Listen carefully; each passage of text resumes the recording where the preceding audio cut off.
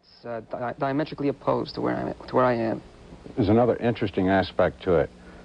We are going through the pains of being in a hit series, a series that I would venture to say is the most popular series in the world. I mean that. And if what's it on in this country? 140 stations in the United States, 158 countries, and 115 in other countries. 115 stations around 115. The world? Yeah. The mail comes from all over. Germany, England, it's the same there. It's just as hot and getting hotter all the time. It seems to be seething and multiplying. But we're going through the pains of doing a successful hit show without doing the show. That's and right. Also not getting paid for it.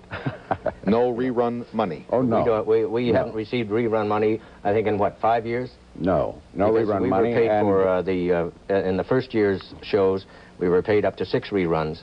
And the second and third year shows, we were paid up to 10 reruns.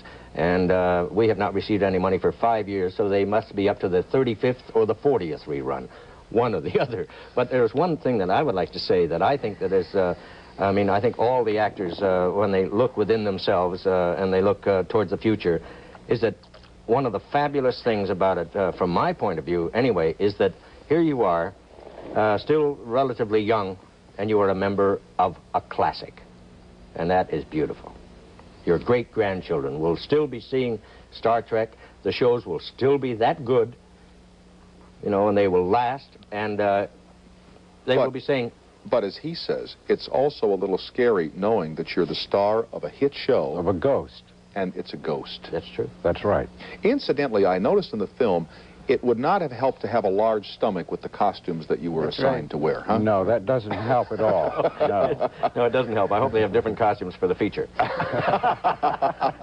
Let me pause for these announcements, and we will continue here with the Star Trekkers in 2 minutes and 5 seconds.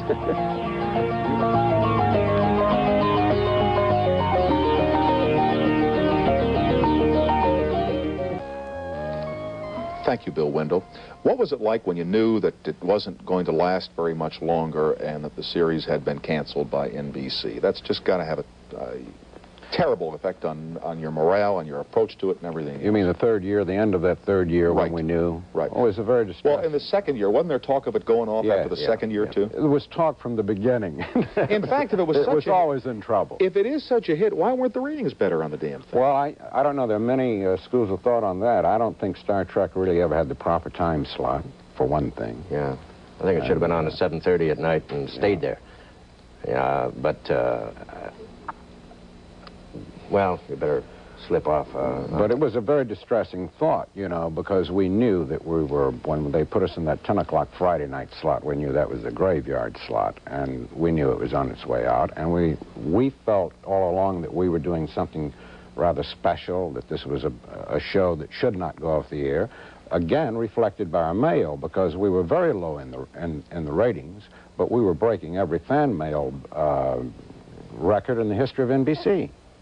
So the two don't add up. You know, the 1,200 homes that govern you is what puts Star Trek off the air. That's the way it has to be. But we were breaking all kinds of fan mail records. So I was told that we were very big in the 30 cities rating, but not in the nationwide. In the nationals, I'd like to suggest something terribly sacrilegious. I believe that, and I'm not privy to any special information, but I believe that the ratings probably did reflect accurately our popularity in terms of the network audience. I think that our followers were passionate, vociferous, and militant, and they were ambulatory. They were ready to go out and picket. They were ready to do anything they could. I think it represented a minority of the viewing public below which you can keep a show on the air. However, and that's the big thing, and that's why I feel safe in saying that. I happen to believe it, but I feel safe in saying it. I think in syndication, we now have the numbers that we would have needed to stay on the air at that time, because we've gone beyond the metropolitan kind of climate. People all over the country are watching the show. The Great Breadbasket, the Bible Belt. You know, science fiction, something that I wasn't particularly familiar with before or was aware of, but science fiction is considered anti-religious, or has been. But with but with the continual repeating of the shows over and over again, we have picked up an audience all through the country that is diversified, that is not simply children, that is not simply college students, it is really the entire scope of this country. What you're really saying, Walter, is that when a local station has that program in its vault, it can schedule it at the time it feels it will reach the most responsive audience to it, instead of simply taking it down the line from the television network when the gods of power in New York decide it's going to be on. Right. But also, you know, when Walter talks about the Bible Belt, just about every Star Trek show was a great morality play. Also, you know, there was beautiful things said on there, and there was lovely truths that were stated, and everyone worked together in a loving way. You know, and all the characters worked. I'm just sitting here wondering. Now, suppose that one of the networks put it back into production for prime time. Not one. It would have to be NBC. They own the rights to it. All right. Suppose NBC, which to level is not having one of the great rating years in its history. Suppose they decided, hey, you know, conventions all over the country, everything going on. Let's put the thing back on and see what happens. Would it work, or would it destroy the myth and the legend? I don't know. That's you know, that old thing of can you go home again, you know? And it's the same, we have the gamble with the motion picture where we did 79 episodes. There's got to be one episode in there that everybody's going to like, but when you come out with one shot on the movie, you know, not everyone is maybe going to like the movie. But it would be a big question as to whether or not... Wouldn't you think the movie, though, is almost a pretty well calculated risk? I mean, the audience is built in. I would think that... Yeah. I think everybody believes that it's, as you say, that it's a foregone conclusion. The only problem is that if they decide, because it's a feature film as opposed to a television show, that they have to change the thrust of it in some way, make it monsters and huge battle scenes, something that will, you know, that you can't get on television. You may distort and transporting it to the big screen and then trying to make it bigger to fit. Right. You may distort the entire feeling of the show. You may. I think it needs a storyline, something on the order of the crew encountering Christ in space and finding out that Christ is actually Lucifer. Satan.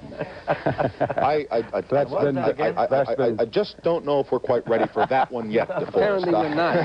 Apparently not. I don't believe we are. Let me just pause here for a couple of minutes for our stations, and then we will have Mr. Harlan Ellison out, who wrote one of the most popular episodes in the history of Star Trek, and we'll be right back after these announcements.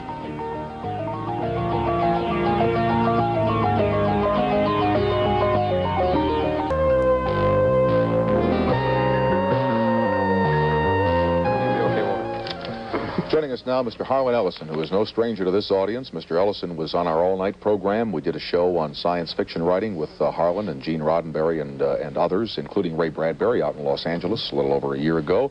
And Harlan wrote what many people consider to be one of the finest episodes of Star Trek, a program called City on the Edge of Forever. It won a Hugo, which is the science fiction award that year, and also the best outstanding dramatic presentation of that season on television.